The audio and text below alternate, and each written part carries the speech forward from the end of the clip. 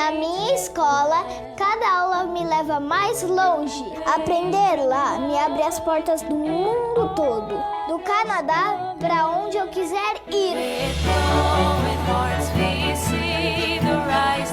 A gente aprende brincando.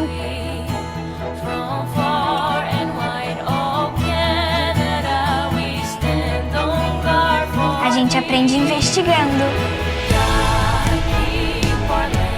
We learn in 2 languages. We learn for life. That's the conclusion of my work. E a gente ama aprender onde quer que a gente esteja.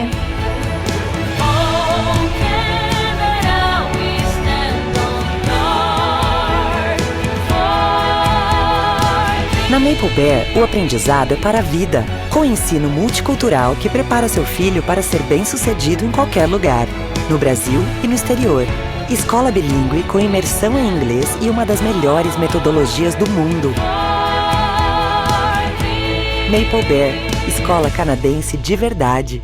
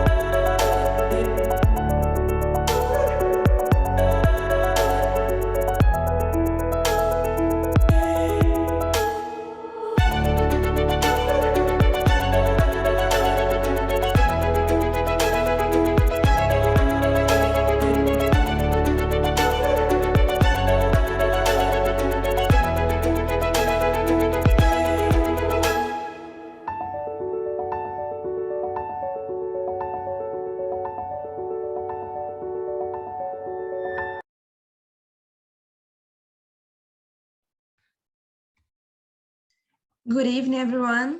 My name is Juliana Menezes, and I am the Chief of Projects and Operations Officer at Empathy. The Chamber of Commerce Brazil-Canada, CCBC, in partnership with the University of Montreal, are pleased to present you the Tech Journey. This project brought together 5 master classes taught by renowned professors from the University of Montreal. Tonight, we will listen to Professor Nadia El-Mabrouk. Dr. El-Mabrouk is a professor at the University of Montreal and holds a PhD in theoretical computer science. Her research area is computational biology. Her main investigations are related to the development of algorithmic and mathematical methods from the perspective of comparative genomics. As a sponsor of this project, I would like to thank you all for attending, and with no further ado, I have the honor to call Dr. El-Mabrouk, who will talk more about bioinformatics, its potential and implications for genetic processing. Dr. El-Mabrouk, the stage is yours. Okay, so thank you. So I have to share my screen. Okay, let me share the screen. Okay. See.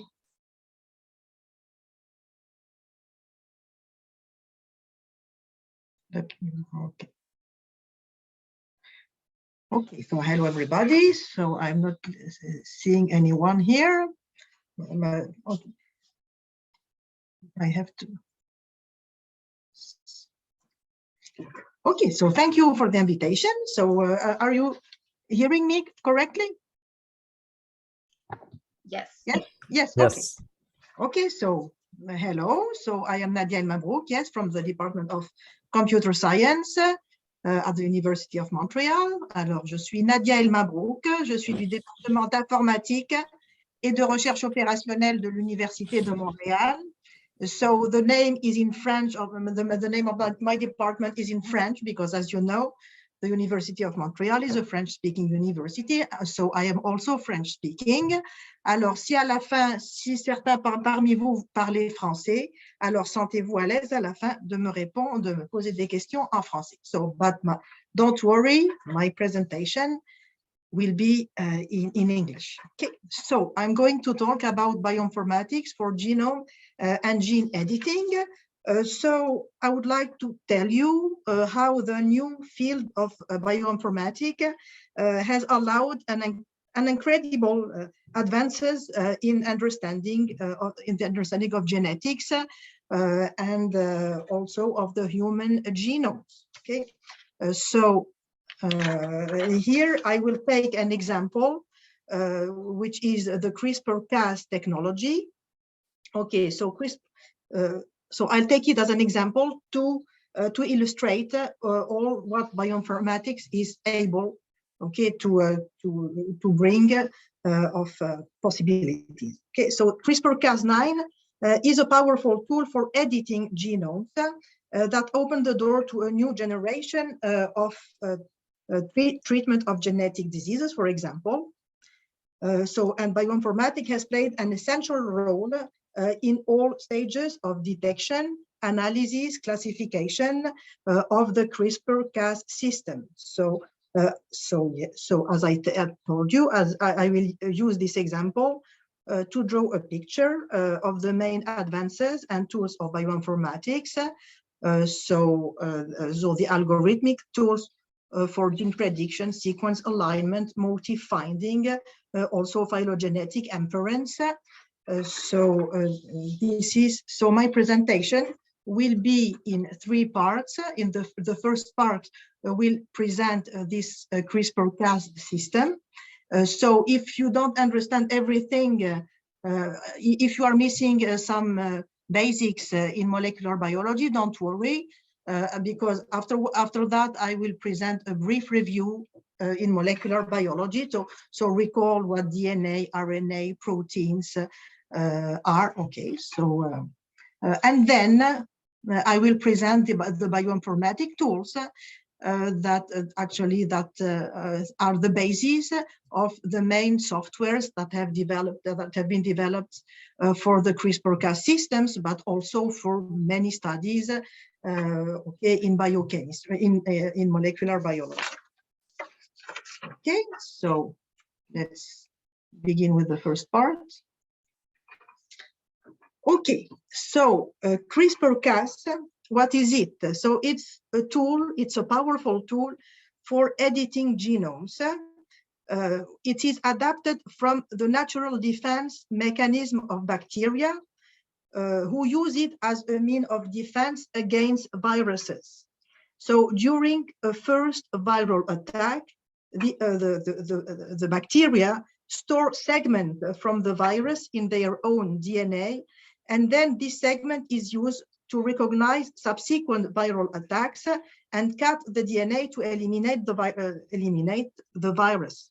Okay, so it would have not been so interesting if we couldn't adapt it to the human. Okay, but the fact is that we can use it also to edit human genes too. Okay, so actually the 2020 Nobel Prize in Chemistry was awarded to these 2 ladies, Jennifer Doudna, a professor at the University of California, and Emmanuel Charpentier, director of the Max Planck Unit for the Science of Pathogens.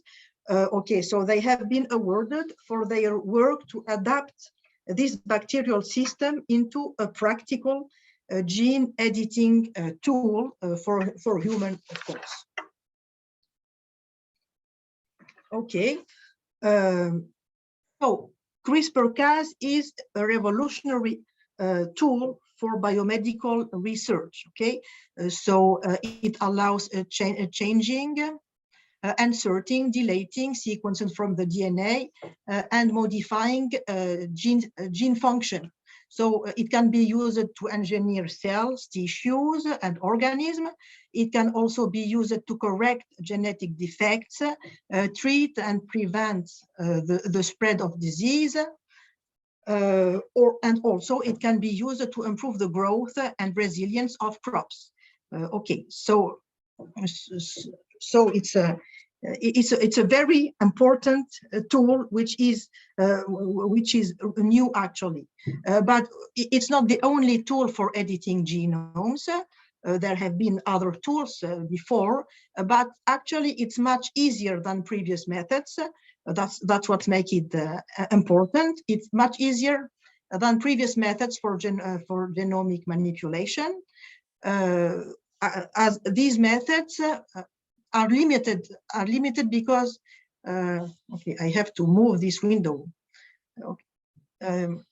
Because they need to engineer a specific protein for each DNA site, okay? While CRISPR it doesn't need to have one protein for each site. So I will explain, you will understand better after that.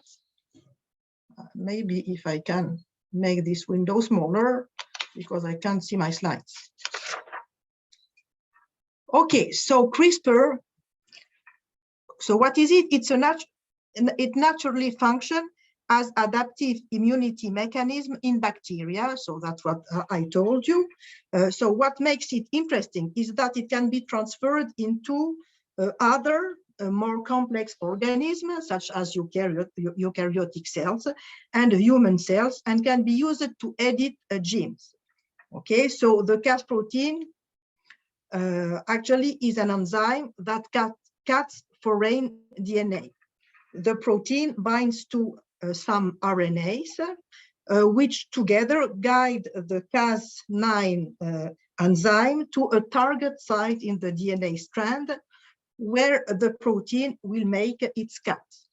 Okay, so George Church here from Harvard Medical School expresses it simply this way. So operationally, you design a stretch of 20 base pair, that much a gene that you want to edit. And from there, one figure out what the complementary CRISPR RNA sequence would be. Then the RNA plus the protein will cut like a pair of scissors the DNA at that site, and ideally nowhere else. Okay, so it's as simple. Yeah, you take a stretch of 20 bases from a gene that you want to edit, and you incorporate this stretch in a complex, in a Cas9 and RNA complex, and that makes the job, okay, of editing the gene. Okay, so then when once the DNA is cut, the break is repaired by filling into gap with a sequence of nucleotides, and scientists can provide the DNA template of their choice, allowing to insert a gene or correct a mutation. Okay, so what CRISPR means? The term CRISPR stands for clusters of regularly interspersed short palindromic repeats. Okay, let me. Okay, and I will show you, so maybe you will better understand with this small video. So here is a small animation to summarize like what I just explained. When bacteria survive a viral attack, they incorporate snippets of the virus's DNA into their own genomes. Those stolen segments and the genetic padding between them are called clustered regularly interspaced short palindromic repeats, or CRISPR. If the virus attacks again, the bacteria use those CRISPR segments as a template to create strands of RNA that home in on the corresponding sequence in the virus's genome. The CRISPR RNA carries along a protein called Cas9 to the target location on the DNA. The protein disarms the virus by cutting its DNA at that spot. No, sorry. Okay. So the CRISPR-Cas system is a part, is a sequence in the genome, in the bacterial genome, which is composed of 3 parts.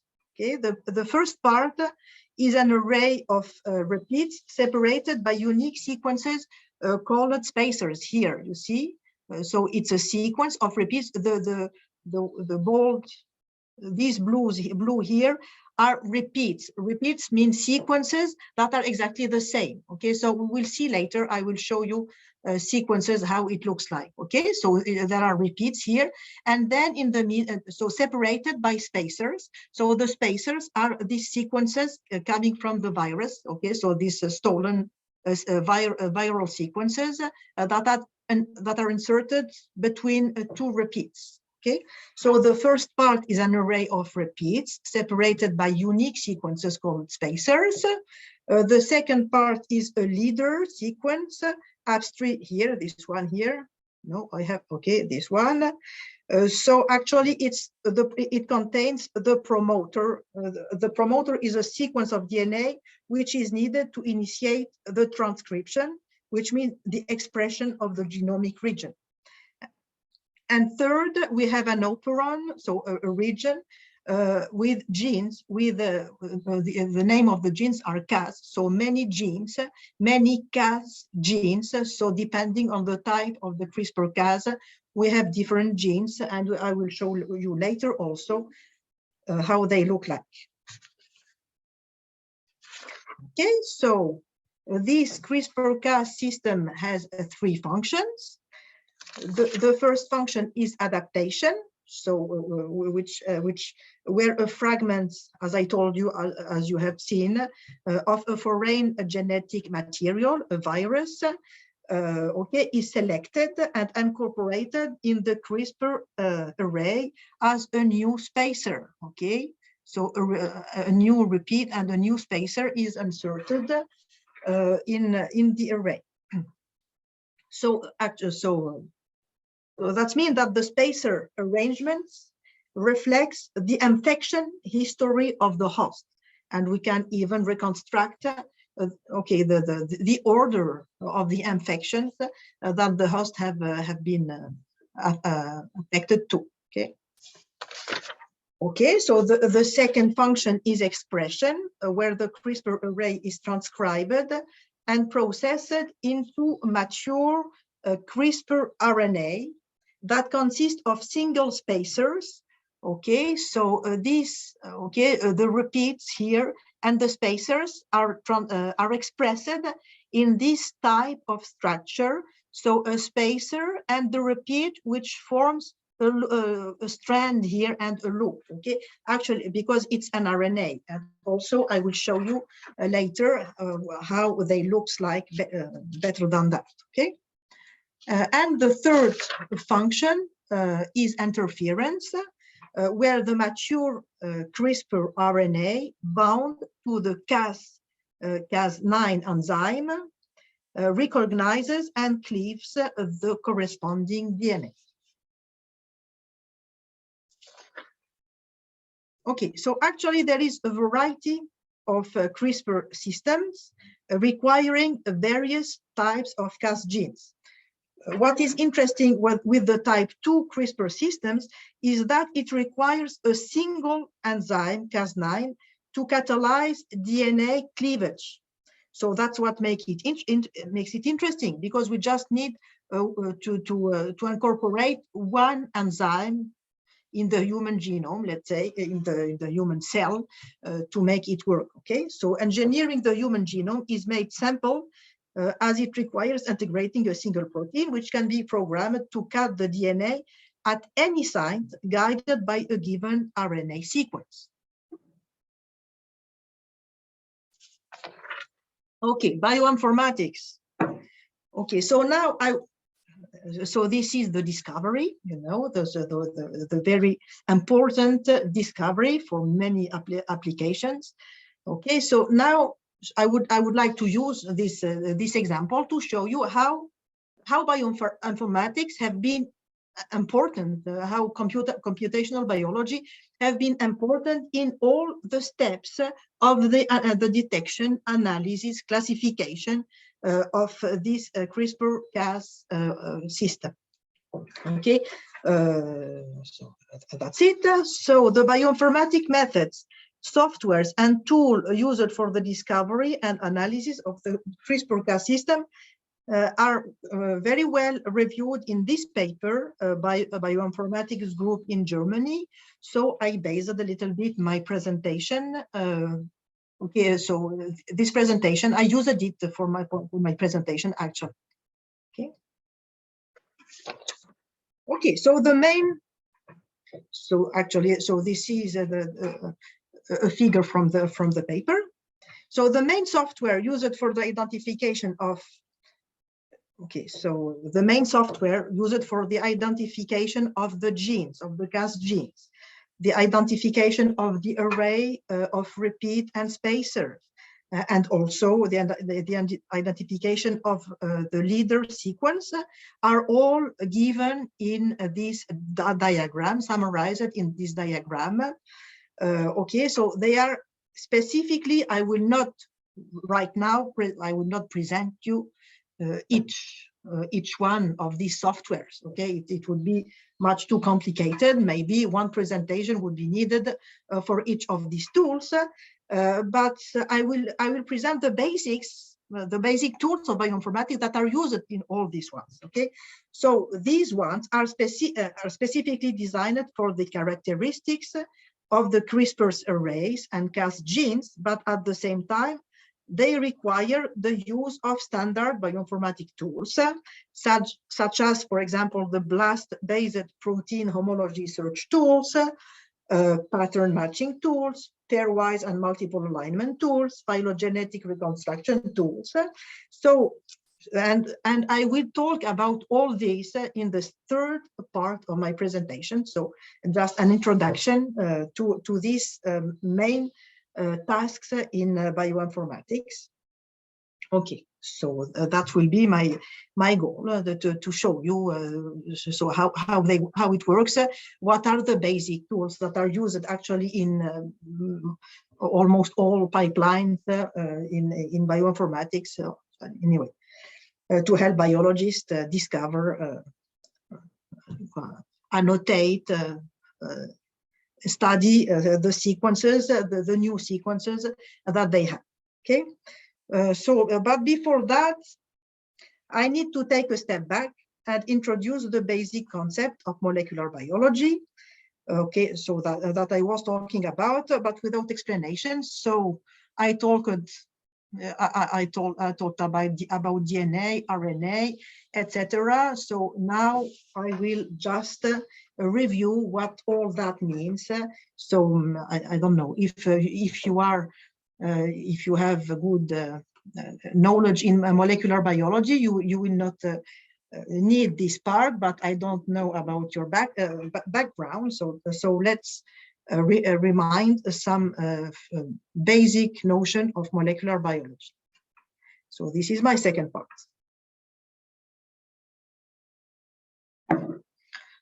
Okay, so the central dogma of molecular biology. Okay, so the DNA is the DNA. It's for desoxyribonucleic acid. It's the medium that encodes the information that allow a cell and an organism to function and reproduce. So it is actually the basis of heredity.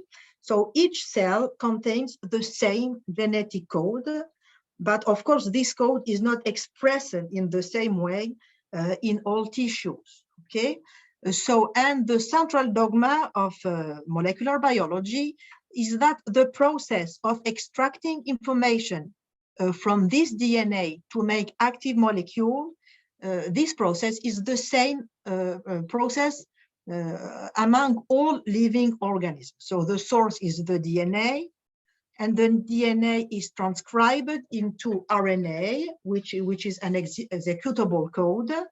Actually, it's transcribed into a messenger RNAs, but also in other functional RNAs. And the messenger RNA is translated into the proteins which make the cell functions properly.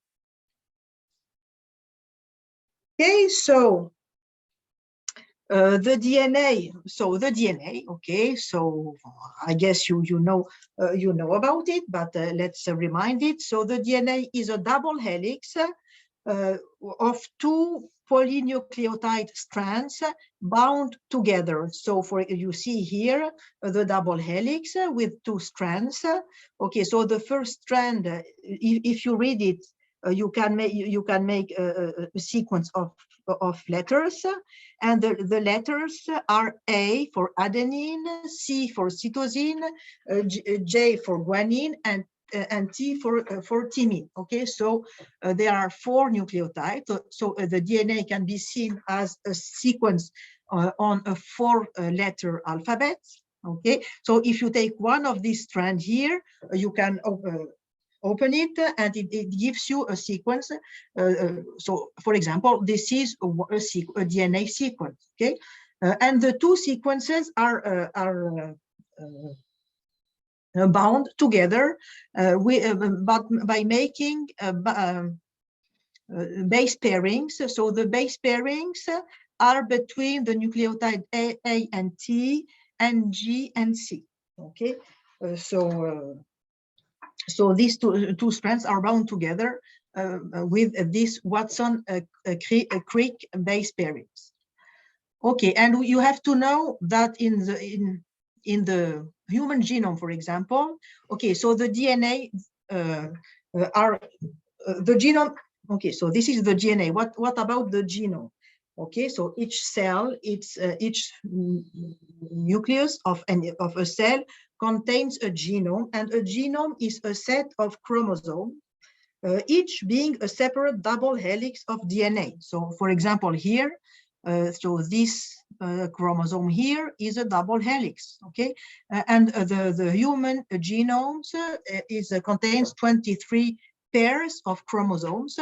Why pairs? Because the human genome is a diploid genome. So each chromosome is present twice. Okay, and each chromosome is a double helix of DNA. So each cell in the body contains all these chromosomes. Okay, so this is about DNA. What about RNA? So RNA is for ribonucleic acid. Okay, so the RNA can be seen, the primary structure of the RNA is also a sequence of 4 letters, but the T becomes a U. So the 4 ribonucleotides are adenine, cytosine, guanine, and uracil. So the thymine in DNA becomes uracil in RNA. Okay, actually, the DNA is transcribed. So when transcriptions take place, okay, so let's say this part here is the gene which is expressed in the cell. So to do that, so the double helix opens, and then each nucleotide,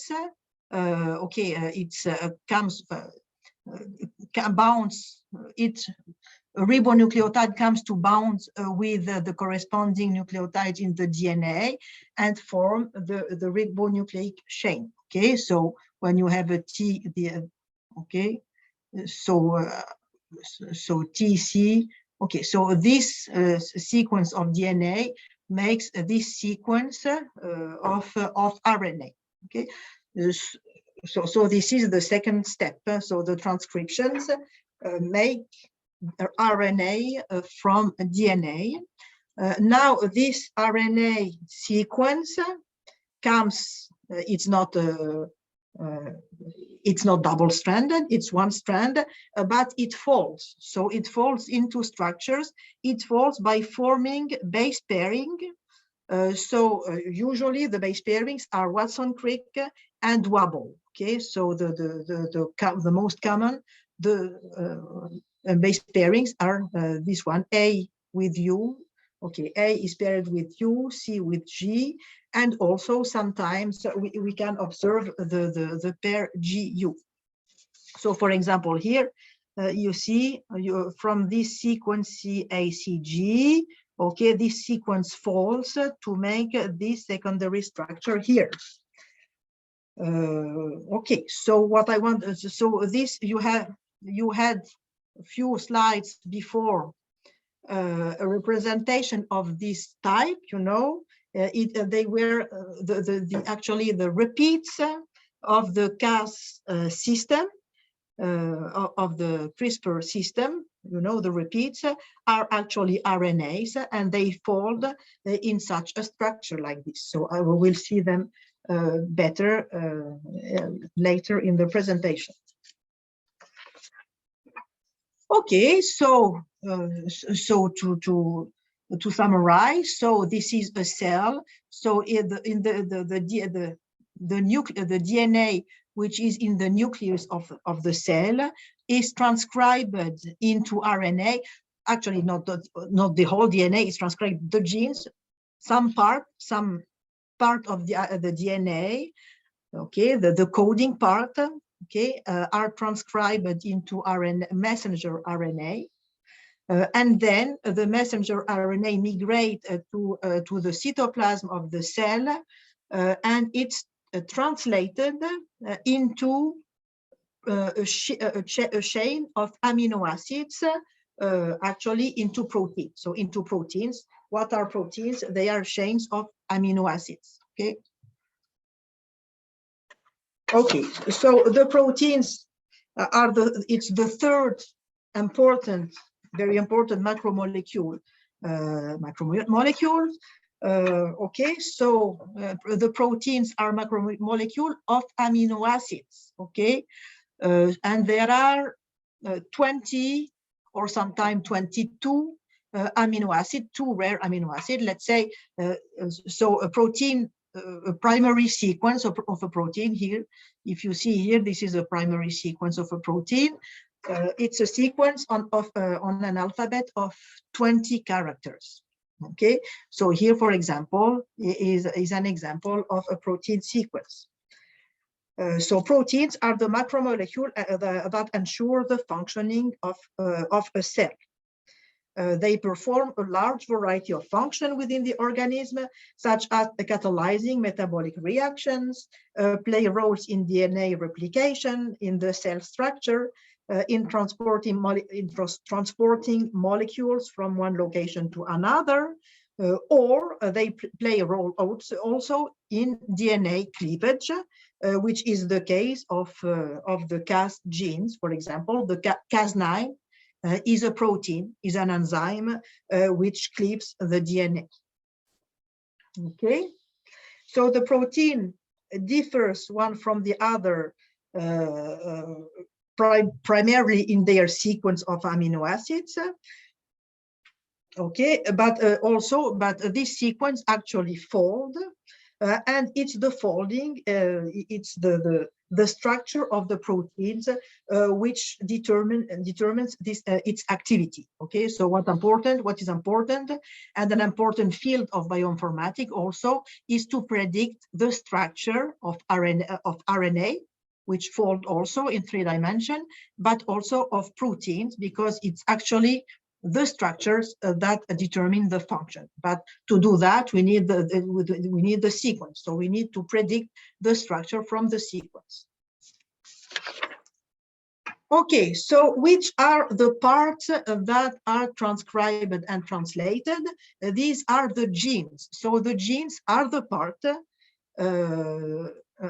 are specific segments of the DNA along the chromosome that code for proteins, but not only proteins, also for functional RNA, for example. Okay, so we have, okay, so this, for example, and actually, so the genes can appear, you know, remember, so the DNA is a double helix, so, and the gene, so the sequence in one, you know, the sequence is not the same in one and the other of the, they are complementary in the 2 strands, and actually the sequence is read in the 5' 3' direction. So this strand is read in this direction, and the second strand is read in the other direction. So it doesn't make, it's not the same thing.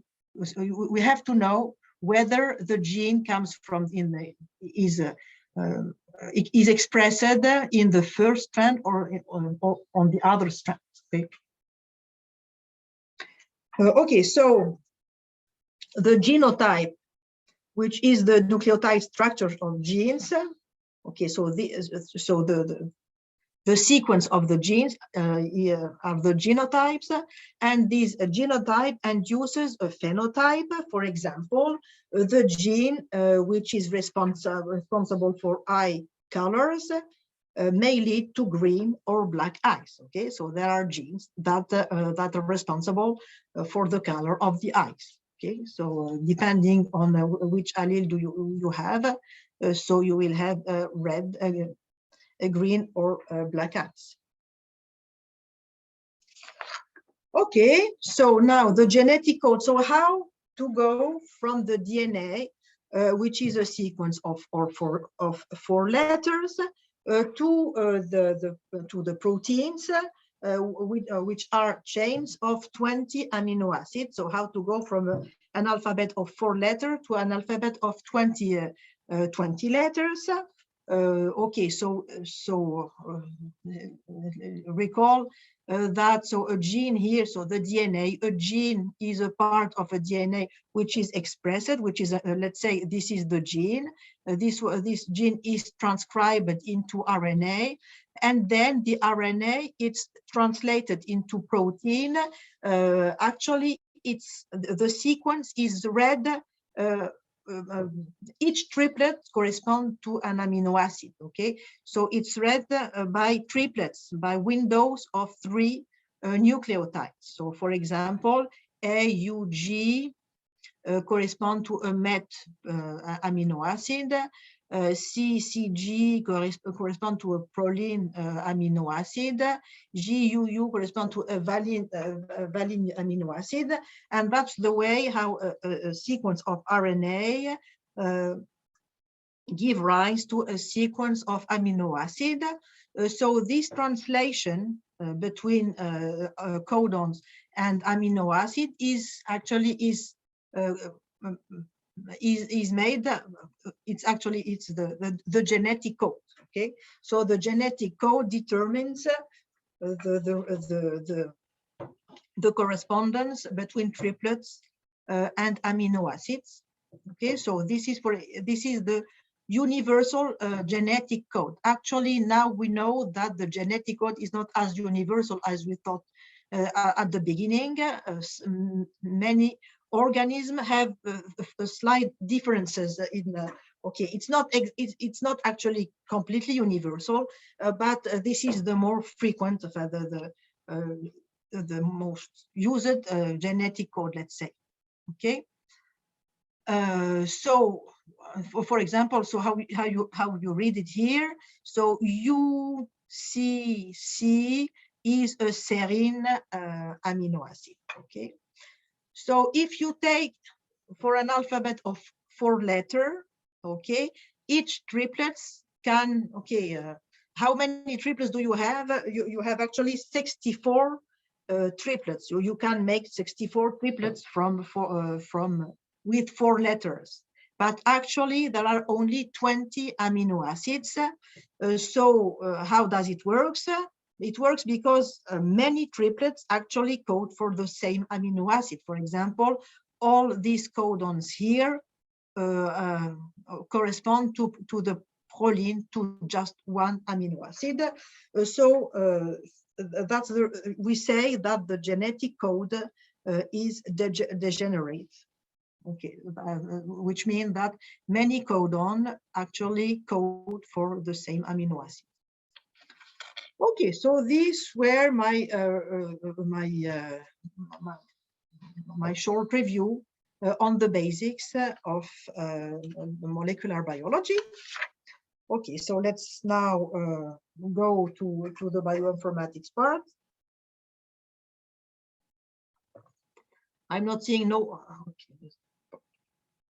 Okay.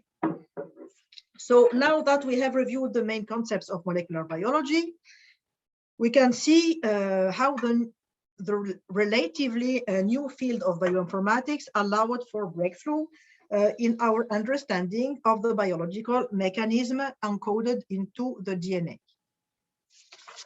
Okay, so bioinformatics or computational biology, it's a field, it's a subfield of computer science. So it's a multidisciplinary field between biochemistry and computer science and genetics.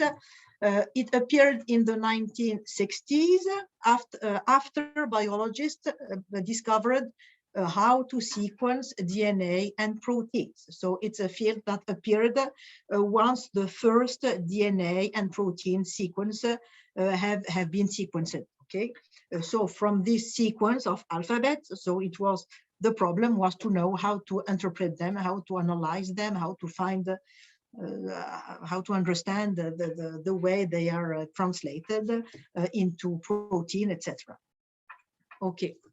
Okay, so and I guess you may imagine that with the new methods, the new sequencing method, okay, so there is an exponential increase of genetic sequences in the databases. Okay, so for example, this figure here represents the increase in full eukaryotic genomes appearing in the databases, but you have other figures like that for the number of protein sequences, etc. So it's an exponential. You have so the increase in the database is spectacular, actually. So of course we can't analyze them by hand. So we need automated tools which are efficient, sufficiently efficient in speed and space. And so this gives a plethora of computational and algorithmic problems that have to be analyzed and resolved and to help analyze all this data. Okay, so let's say the first main problem okay, so let's say to have a sequence, we have to sequence it, but sequencing is not a bioinformatics problems. It's more biochemistry problem. Okay, but actually after sequencing, okay, we also need to assemble the sequences. Assembling fragments of sequences, also it's also a problem that needs algorithmic tools. But okay, and then when we have the sequence, when we have a sequence, for example, the human genome, then the problem is to know how to annotate it, what it corresponds to. So, for example, you end up with a sequence like this, and then you have to know what is it. Is it a coding sequence? Is it a non-coding sequence? Does it contain genes? Has this sequence already been completely or partly deposited in the database? So all these require algorithmic tools, you know. So all these are actually it's about analyzing a text. Okay, okay. And also, so after sequencing and assembling, the question is to annotate the genome, which means discovering the genes coding for the proteins and for the functional RNA and for other elements. For example, how to identify the CRISPR-Cas systems in such sequences. So in this latter case, this means finding the repeats, the leader sequence, the Cas genes. Okay, so we have, so these are the kind of problems that, of course, we face as soon as we have sequenced a new genome. Okay, so how identifying genes? So if we have no previous information on a related genome, then the ab initio gene prediction method rely on finding some specific motifs or on some statistical property of the protein coding sequence itself. So it's more difficult in eukaryotes because because in eukaryotes, the genes are made of exons and interspersed by introns. Introns are are non-coding sequences. So anyway, so it's let's say more difficult in eukaryotes. But in prokaryotes, such as bacteria, for example, genes are generally without introns, and annotating the genomes can be made by identifying open reading frame. What is an open reading frame? It's a sequence of a size exceeding a certain threshold, so it shouldn't be too short, okay? Which start with a start codon and ends with a stop codon and contains only triplets coding for amino acids, okay? So that's it. So you have to notice that when you have a sequence, you have to consider three possible reading frames in each direction. So a sequence, if it's coding for something, so it can, okay, you can read it in three ways, in one strand or the other. So for example, here, if you have this sequence here, so you can, if you begin with the G here, so if you read it from the beginning, it gives you a subdivision into triplet, beginning with GUC, which is a valine. But actually, if the beginning of the sequence is here, so then the amino acid would be serine from UCA. And now if you begin it at the third position here, the first amino acid of the protein chain will be a histidine. So it's different. So all this, actually we have to analyze six different reading frame, 3 on one strand and 3 on the complementary strands. And usually only one reading frame is used for the translation of a gene. Okay, so that it's just to give you an idea of how we can identify the coding regions in a gene. Okay.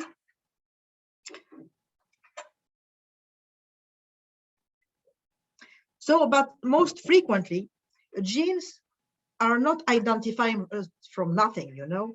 We don't, when we sequence a new genome, we know many things about closely related genomes. Okay, so actually what we do is to see whether we can import an information on a neighboring genome on the new genome. So most frequently genes are identified through sequence similarity. Okay, so for example, is a given you have a sequence, is it a gene?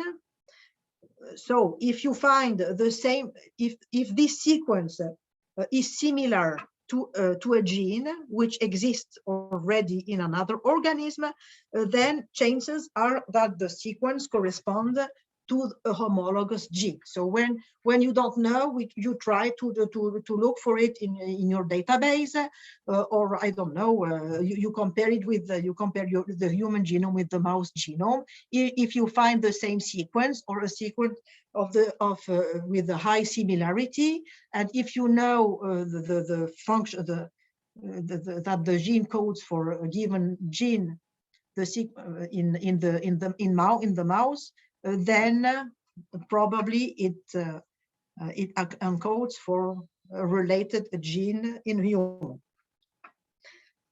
So sequence homology between protein or DNA sequence actually is similarly defined in terms of shared ancestry. Okay, so homology among proteins or DNA is inferred from their sequence. Okay, so when two genes are homologs, means they descend from a common ancestor.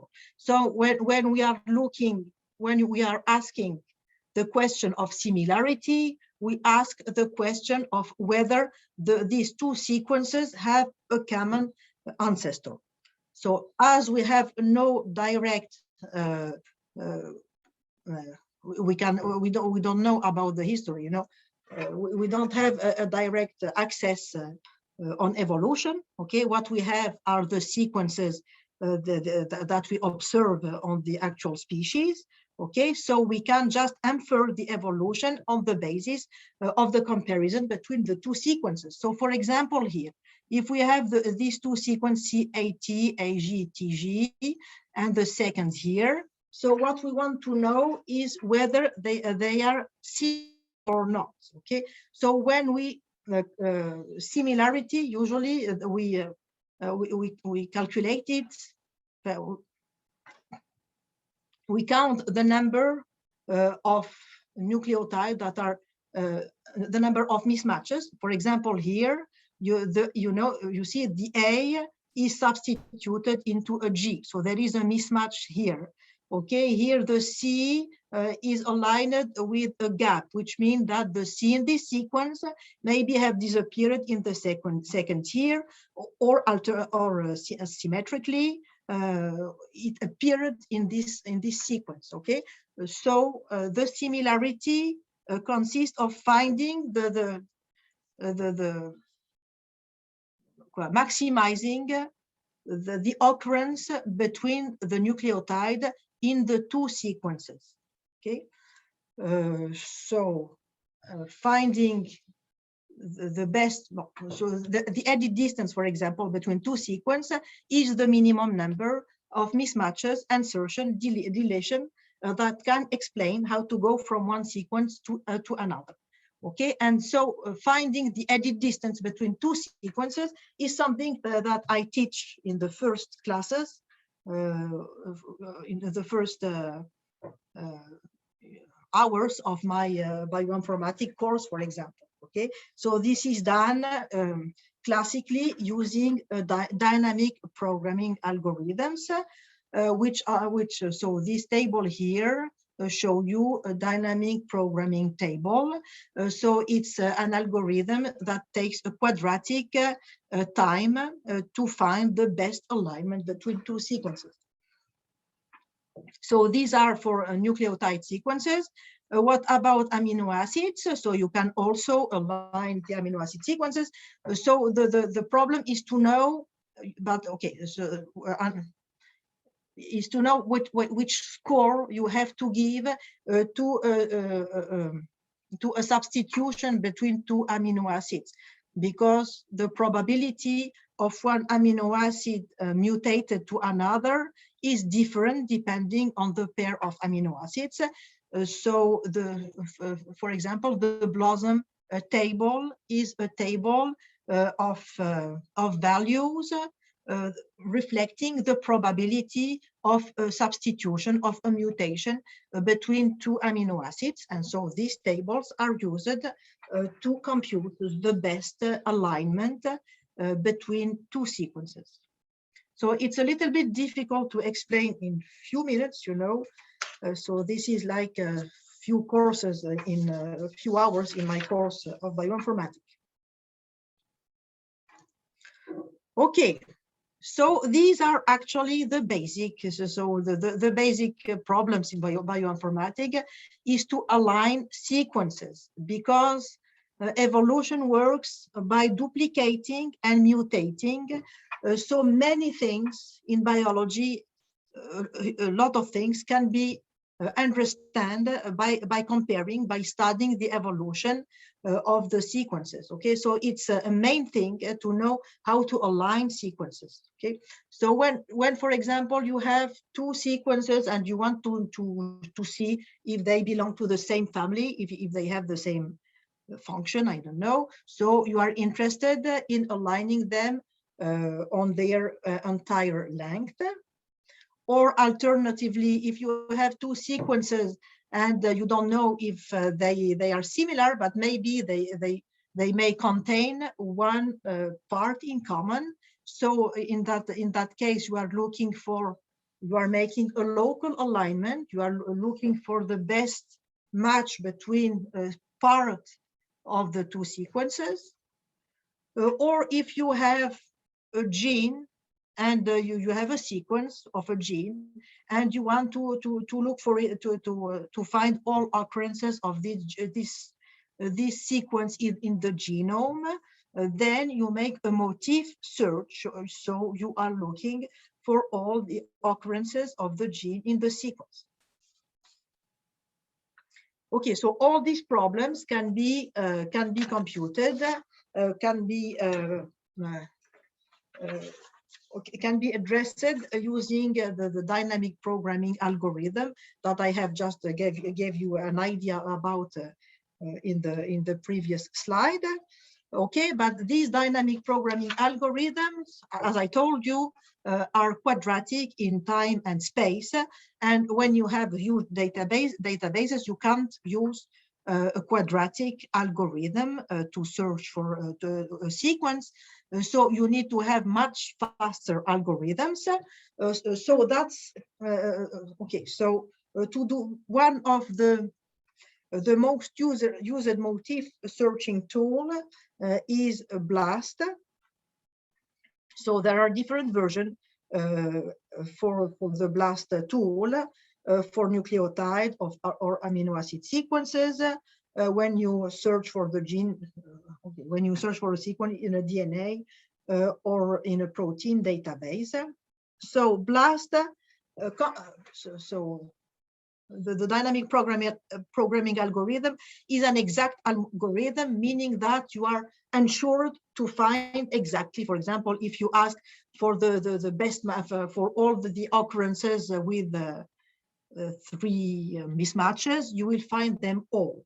But the BLAST algorithm is not an exact method, rather it's a heuristic, meaning that it is not guaranteed to find all the occurrences of a query sequence in a target genome, but it's much faster than exact dynamic programming method. And it comes also with statistical significance for output sequences. So the heuristic is based on a filtering method. So in the first step, so as you see it here, so all the window of a given size K of the query sequence are identified, which allow, okay, so you know, so you have a sequence that you want to find in your genome. So all windows K, all windows of size K, you look for, okay, you do an exact match of them in the sequence. So you identify okay. So all windows of a given size K of the query sequence are identified, and this allows to filter the database and to keep only the region that are likely to contain the query. Okay. Then these identified seeds, K-mers that we call seeds, here are extended on the left and on the right, and also merged together to form larger sequences. So these algorithms depend on a set of parameters. For example, the size K of the seeds, the threshold under which we stop the extension, the minimum score of an output, and etc. Okay, so let's take an example. No, we'll not take an example. So, no, it's not an example. Okay, so so the previous slides were about how to find, how to identify some sequence. For example, if you are looking for here, for example, you are looking for Cas, to come back to our CRISPR system. Okay, so Cas2 is one of the Cas genes. So let's say you have identified a sequence of a Cas2 gene in one species, and you want to look for them to look for them in other species. So you need, for example, to use a BLAST search tool, and then you identify the Cas gene is in these, for example, 5 different bacterial genomes. So once you have identified these sequences, so of a given gene family, the challenge then is to characterize the gene family to infer the evolution of the sequences to predict the protein structure, for example. So the second standard task in bioinformatics is thus to obtain a multiple alignment of the set of sequences. Okay, so here, for example, the same sequences of the Cas2 genes are aligned. Okay, so the goal is to find the best multiple alignment of all these sequences. And from this multiple alignment, for example, you see that at this position, you have almost always M's. So this is highlighted here in the signature of the family. So you have some signature. So this motif here represents actually represent this family of genes. Okay, it represents it's a short way to represent the alignment. So it says, for example, that for this family of genes, at this position, you always have these. Okay, at this position, you have two possibility of amino acid, or however, this position here is much more variable. Okay, so from a set of sequences, then you get a multiple alignment. The multiple alignment give you a characterization, okay, a profile of the gene families. Also from this alignment, you can infer the evolution of the genes.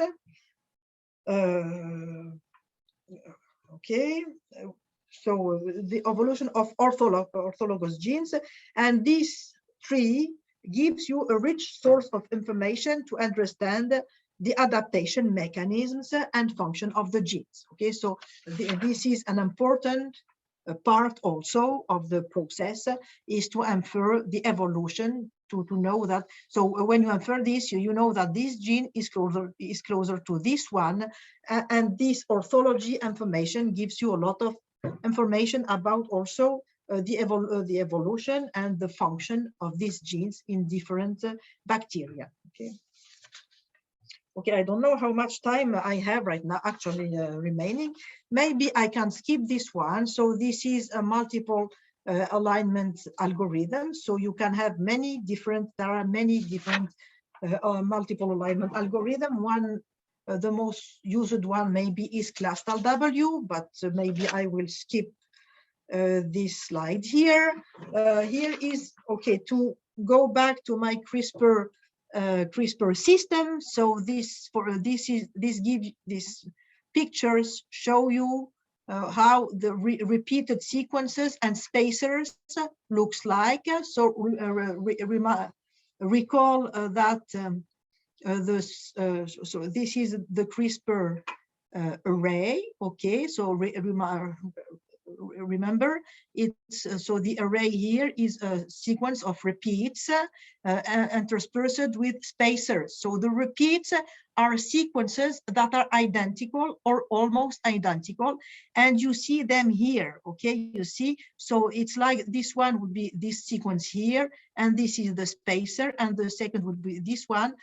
Actually, all these, okay, this is the consensus sequence of repeats, which means that the blue parts here are this sequence here, okay, with a very small variation. So, for example, let's say this repeat here will have an A in place of a G here, but they are all the same in the other positions. Okay. So this here is how the repeats look like, and recall also that the spacer should be all different, because the spacer are subsequences that comes for different viruses. So there is no reason they are similar. Okay, so actually they are not similar. So these are the spacers, and you see that they are not similar. Okay, so so in the figure that I showed you in the beginning, one of the program used to identify to predict the CRISPR arrays was CRISPR Finder. Okay, so So CRISPR, actually the detection of CRISPR arrays stands on, so detecting this array stands on detecting identical sequences flanked with all different sequences. Many computational methods have been designed, some of them based on searching with a blast search, for example, a set of known repeats. Others, such as CRISPR Finder, is using more sophisticated pattern matching techniques based, for example, on suffix trees and suffix arrays. So these are data structures allowing to represent the internal structure of a database, leading to time-efficient exact search. Okay, so it is especially well designed for finding repeated sequences in a text. So for example, here you have the input sequence. So this is an illustration of the CRISPR Finder method. So you have your sequence here. First, you identify repeats using a suffix array. So the same color parts are the repeats. So for example, the yellow part here corresponds to the yellow part here. The blue parts correspond to each other. Okay, so these repeats are identified using this sophisticated data structure. Then there is a filtering of the candidate, removing the two large repeats, because we have an idea about the maximum length of a repeat. So there is a filtering here. Then repeats are clustered to form arrays. Okay. And then we discard tandem repeats, which mean that, okay, we discard tandem repeats, and also finally to check that each part here correspond actually to a CRISPR array, the sequence, the spacers here should be different.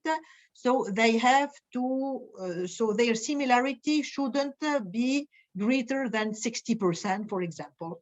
So the last step is about checking whether the spacers are sufficiently different to correspond to actual spacers. Okay, so this, for example, what is done for predicting the CRISPR arrays. Okay, so I recall you too that the repeats are actually RNA sequences which fold into structures. So here are, for example, two structures of two known repeats. Okay, so you see that they fold into some structures. And predicting actually the folding of a given RNA based on its primary structure is another well-studied field in bioinformatics. So when you have the sequence, how to predict the structure is also a very important and classical problem in bioinformatics, and it's also one part of my course in bioinformatics, for example. Okay, and I think I have to skip the phylogenetic part of my presentation. Let's say that, you know, I have showed you one tree. So these were phylogenetic trees. So the phylogeny intend to find the ancestral relations between sequences. Of course, the main goal of phylogeny is to infer the evolution of species, and we infer it from the sequences, actually, not from the genome, not for the complete genomes. So to study the evolution of the species, we need to find nice footprints of the evolution and to align them. And you have many different phylogenetic tree inference methods. You have the distance method. So I think I will skip all this. You have the maximum parsimony or probabilistic methods to infer phylogenetic trees. And it's not an easy problem because the space of trees is huge. So you can't explore all the trees. So you have to find strategies, heuristics to explore the space of trees. Okay, and finally, you can also, so this is for one gene, but when you look at the genome, you can represent a genome as as a sequence of genes too. And for example, when you compare two related species, you can find the same genes, but not in the same order. So for example, here is a picture comparing the human and mouse genomes. So you see the mouse genome, the colors correspond to the mouse genomes, to the mouse chromosomes, okay? And then the colors are reported to the human chromosomes. Okay, so what you see here are the human chromosomes.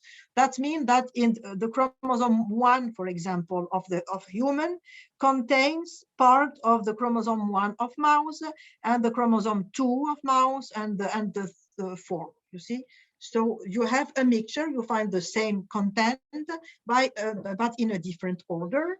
And then very important problems, which is actually my expertise, that's the field I'm working on, is to predict, to infer the global evolutionary event that have shaped the order, and also organizations of genes in the genomes.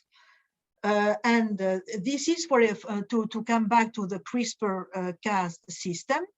Actually, the Cas, these Cas genes, you see, before the leader sequence, you have a sequence of Cas genes. So it represents, it's a centeny, it's a sequence of genes, and they are not exactly the same in different species, and not exactly in the same order. And it's important to understand the function of this of the different type of CRISPR-Cas. It's important to know how to classify them correctly, and to do that, you have to infer the evolution of this organization of genes, how they have evolved through duplication, losses, horizontal gene transfers. And this is something we are working on my lab. And Matteo Delabre, my PhD students, who helped me preparing this presentation, is actually working on this problem, trying to infer the horizontal transfers. So the transfer from one bacteria to another, okay? So the movement of genes from one bacteria to another, that can explain this organization.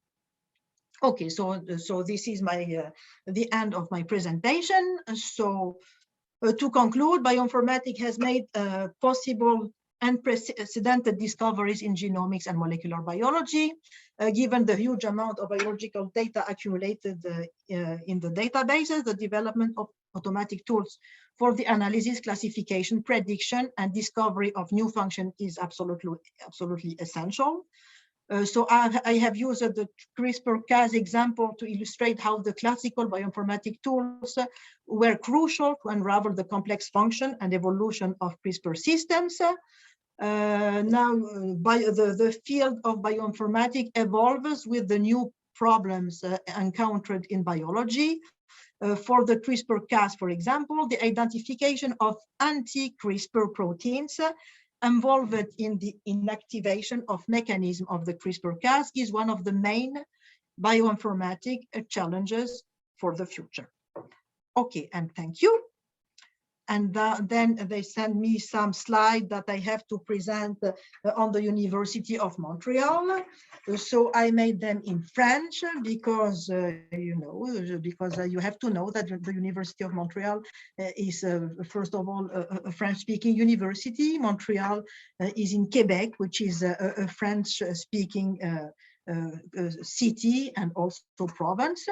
Okay, so welcome to the University of Montreal. So this is a short description. So you see, we have, okay, so this is, donc on existe depuis 140 ans. So this is okay, so this is the time. Donc l'Université de Montréal existe depuis 140 ans. This is the number of students in the university. This is the number of professors. This is the number of active people active in the world that are coming from the University of Montreal. The University of Montreal is the 4th university in Canada in the volume of research activities, etc. Okay, so it's a nice university, and Montreal is a nice city. And here you can, okay, maybe the field that I was talking about is in this part here: biology, chemistry, mathematics, computer science. But you can study in any field that you want here. Okay. Voilà, and this is to tell you that the university, Montreal is a nice city that is worth visiting and coming to live in. And if you need information about the university, you can find many tools on the web. Okay, and all the questions about the admission at the university. Okay, so thank you very much, and I let you. So now I'll stop my sharing, I guess. First of all, thank you so much, Dr. El-Mabrouk. It was a pleasure to have you sharing your knowledge with us tonight. And I think that we have time for a few questions from the audience. So let's start with the first one. It's from Gabriel de Souza. Is there any programming language preferred in bioinformatics, such as R or Python? Yes, maybe. Yes, I would say Python. Yes, but no, not everybody programming. Yes, Matteo, in which language do you program? Can you tell us? Yeah, Python is the main language in bioinformatics today, I would say. Perfect. So the second one is from Marcos Calais da Silva. What kinds of algorithms are in your field of vision right now? Are there models that use the pattern of expressed protein distributions of databases or experimental data, for example, for validation or refinement of traditional sequencing? This is a very complicated question. So I'm sure there are a lot of tools, but I would not be able to say which one this question is asking about, but maybe you can tell it again. Okay, so what kinds of algorithms are in your field of vision right now? The field of vision? Yes. Okay. Are there models that use the pattern of expressed protein distributions of databases or experimental data, for example, for validation or refinement of traditional sequencing? Okay, you know, there are many models in visions, but I will not be able to answer to this question very easily like that. Okay. Okay. And the last one, what are the contributions of bioinformatics in the study of SARS-CoV-2? Yeah, that's a good question. This is a whole field. For example, in the ISMB conference, in the most important conference on bioinformatics, and there is a full day, you know, where about the discoveries in SARS-CoV. So yes, there is a huge amount of research of bioinformatics in this field too. Okay, so now the last one. No. What drew you to the field of bioinformatics? Pardon? What drew you to the field of bioinformatics? What drew me to the field of bioinformatics? Okay, so I did my PhD in the 1990. Okay, when I did my PhD, the field was actually beginning to arise, you know, and it was a new field that was interesting for people in pattern matching, because so my PhD is on theoretical computer science, so on pattern matching, so on studying, finding pattern matching is about studying, analyzing text, and the DNA, the proteins give a huge number of problems, because it's actually the problem of analyzing a text of words. So it's a very interesting application of all the algorithms that have been developed in the field of pattern matching. So I was in a lab in France with people, famous people known in the pattern matching field. So it was the beginning of bioinformatics, and it was a natural things to do, a natural new field to explore in computer science. Great. Thank you so much, Dr. Nadia. Do you have any last words? So thank you very much for this opportunity to talk to you in Brazil. Okay, so it makes us travel a little bit. And okay, so if I was able to speak Portuguese, I would have ended my presentation with few words in Portuguese, but I'm not. So that's why I ended with some. I would end with some words in French. Okay, alors merci beaucoup pour l'invitation et au plaisir de vous voir ici à Montréal. Thank you so much. Maybe you can try to say obrigada. Obrigada. Yes, perfect. Thank you so much, Dr. Nadia. And now I'd like to call Juliana Menezes again to deliver the closing remarks. Thank you so much, Dr. El-Mabrouk. Obrigada. It was a pleasure to have you with us tonight, sharing your knowledge. I am sure all the participants enjoy your masterclass as I did, and I learned a lot about bioinformatics and genetic processing. Thank you once again for accepting our invitation, and we hope you can learn more with you someday. Finally, I would like to give a special thanks to our sponsors, Air Canada, Maple Bear, CEO Lab, and Empathy. Once again, thank you all for attending tonight, and we hope to see you soon on Monday, 7 p.m.